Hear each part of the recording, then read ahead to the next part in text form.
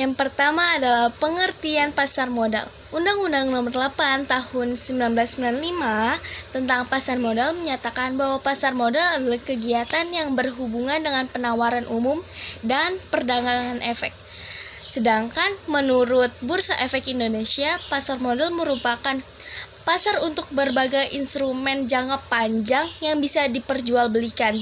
Jadi secara umum pengertian pasar modal adalah kegiatan dalam melakukan transaksi jual beli surat berharga atau efek antar investor dan perusahaan emiten, serta pelaku tempat yang dijadikan sebagai pasar modal adalah Bursa Efek Indonesia atau BEI.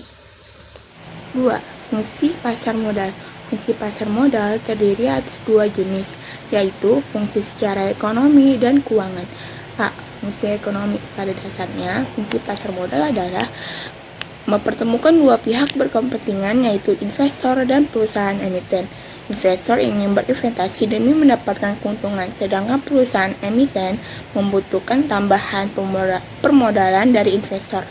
Tidak hanya itu, fungsi pasar modal adalah membukakan kesempatan para pengusaha untuk memperoleh modal, sehingga tercipta kestabilan likuiditas dalam perusahaan melalui penjualan surat berharga atau surat ulang di IPO atau obligasi. B. Fungsi keuangan. Ditinjau dari segi keuangan, fungsi pasar modal adalah menyediakan sarana pemeratan pasukan, baik dari investor maupun emiten. Pihak investor berpotensi mendapatkan imbal hasil dari instrumen yang dipilih. Di sisi lain, perusahaan emiten mendapatkan suntikan modal sehingga produktivitas bisnis menjadi meningkat. Ekspansi bisnis yang meluas akan membuka kesempatan lapangan pekerjaan sehingga keuangan masyarakat jadi lebih lancar. 3. Pelaku pasar modal. Aktivitas pasar modal tidak luput dari peran berbagai pihak di dalam sehingga tetap bisa berjalan. Berikut daftar lengkap pelaku pasar modal di Indonesia. A. Emiten sebagai pemilik surat berharga atau portofolio efek yang diterbitkan dalam pasar modal untuk mendapatkan modal dari investor. Dapat dikatakan emiten akan mengelola uang investor untuk kemajuan bisnisnya nantinya. Hasil pengolahan dana tersebut berupa dividen atau imbal hasil yang akan diterima di investor. B. Investor merupakan pelaku pasar modal terpenting sebab keberlangsungan pasar modal terjadi ketika investor yang mengalokasikan uang dalam berbagai produk pasar modal. Investor akan menanamkan modalnya dan bertransaksi perdagangan efek untuk meraih keuntungan. C. Penjamin. Emisi underwriter. Berikutnya pelaku pasar modal adalah penjamin emisi. Pihak ini bertugas dalam melakukan kontak perjanjian dengan perusahaan emiten untuk melakukan penawaran terhadap sisa efek tidak terjual. Lembaga ini berfungsi dalam menjamin keberlangsungan kegiatan emiten di bursa efek. D. Agen perantara. Agen perantara adalah pihak yang bertugas mencari investor agar mau menginvestasikan sejumlah uangnya pada instrumen pasar modal tertentu. Nantinya agen perantara akan mendapatkan keuntungan berupa kompensasi dana ketika berhasil membawa investor untuk melakukan transaksi perdagangan efek. E. Pialang broker. Terakhir, pelaku pasar modal adalah pialang atau broker. Lembaga ini sebagai perantara antara penjual dan pembeli saham di pasar modal. Pihak pialang harus melalui ujian kelulusan WPPE, wakil perantara perdagangan efek, dan lolos sertifikasi CFA, Certified Financial Analyst. 4.